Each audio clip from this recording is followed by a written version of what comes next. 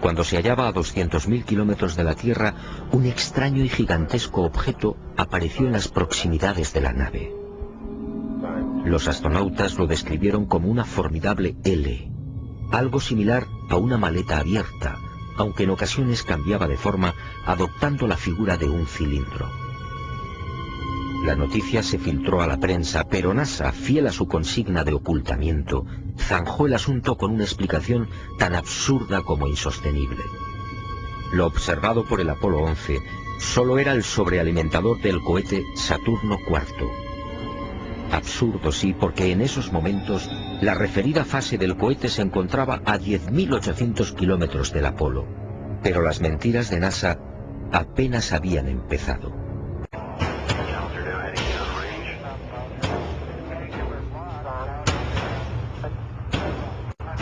Y al poco de aquel histórico alunizaje, Armstrong y Aldrin volvieron a sobresaltarse.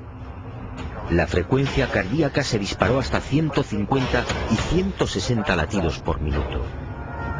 Las palabras de Armstrong, atropelladas, dejaron perplejos a los técnicos de Houston.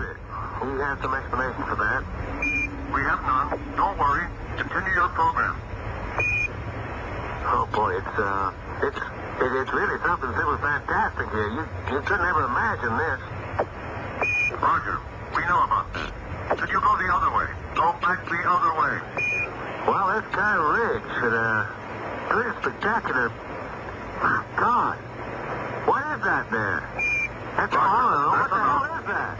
Oh, Tango. There's kind of light there now. Al otro lado del cráter, existente a poco más de 60 metros del Águila, habían aparecido unas naves y unos seres, objetos en forma de disco y perfectamente alineados sobre el terreno. Y junto a ellos varios seres muy altos, con trajes blancos y ajustados. Cuando los astronautas, obedeciendo las insistentes órdenes de Houston, trataron de filmar, objetos y seres desaparecieron.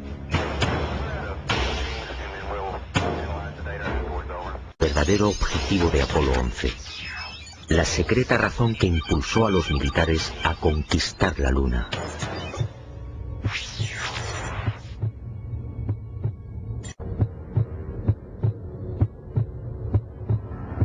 Esta fue la verdad, la única y secreta verdad. Aquel 21 de julio de 1969, Armstrong y Aldrin se alejaron escasos metros del módulo, filmando esta increíble construcción.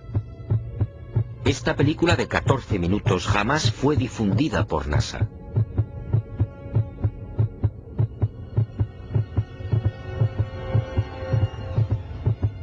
Mirlo Rojo fue uno de los pocos norteamericanos que tuvo acceso a ella. A escasos metros, sí, del Águila. Y no fue casualidad. Todo estaba minuciosamente programado.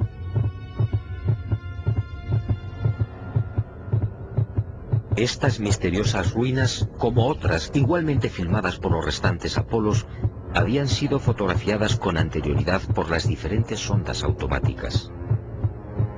Una de ellas, la Surveyor 5, lanzada el 8 de septiembre de 1967, fue decisiva.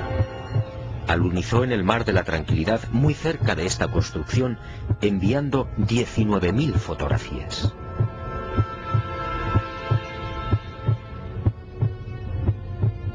Edificios en ruinas.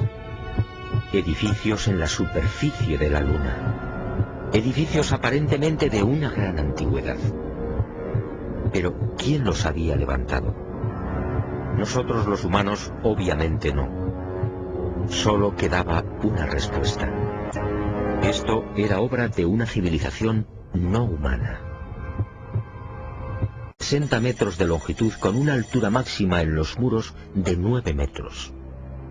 Presentaba 12 huecos o ventanas y una especie de puerta frontal de 5 metros de fondo por 3 de altura.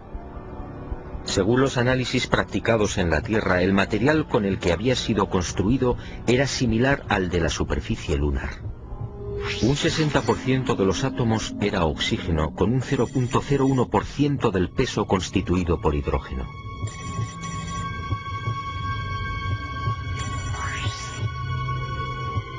Las paredes se hallaban muy erosionadas.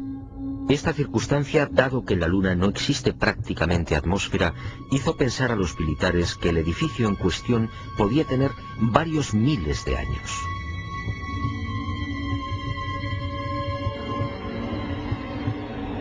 La secreta excursión de Armstrong y Aldrin a este hangar y naturalmente los 14 minutos de película jamás fueron difundidos por NASA.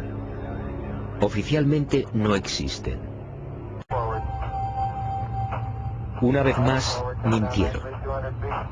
No fue el insignificante peso de las rocas lo que precipitó el corazón de Armstrong. Fue la visión de aquel edificio. Y volvieron a filmar construcciones. Después, esas edificaciones fueron bombardeadas y destruidas. Y existe la fundada sospecha de que Estados Unidos utilizó armas tácticas nucleares contaminando la Luna.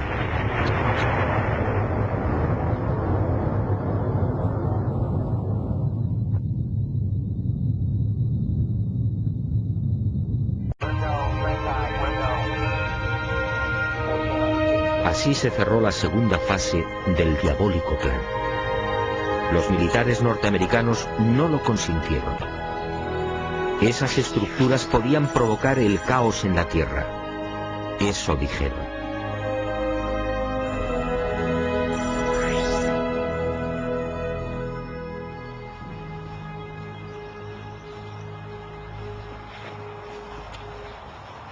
Sí, amigo. En los restantes Apolo sucedieron muchas cosas. Cosas extrañas y secretas.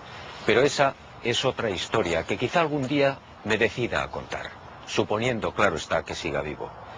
Por cierto, desde aquel diciembre del 72 han transcurrido más de 30 años. ¿Estamos pensando lo mismo? ¿Por qué nunca se volvió a la Luna?